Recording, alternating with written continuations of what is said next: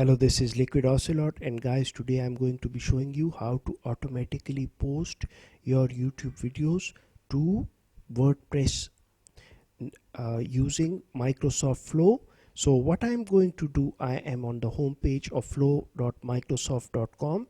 In the search box, I'll write YouTube and search for it.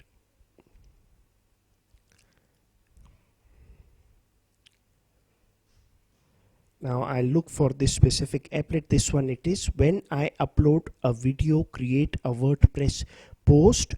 So I'll click it, and here what I'm going to do is I'm going to show you guys. I have authenticated my YouTube channel. This takes usually around 10 to 12 hours if it doesn't happen automatically, and then I am going to sign in with my WordPress account and go to another page and just save this applet. So I hope you liked and enjoyed this video and learned how to automatically post your YouTube videos to WordPress. Thanks for watching, my friends. Please let me know in the comment section below what you guys think. Take care.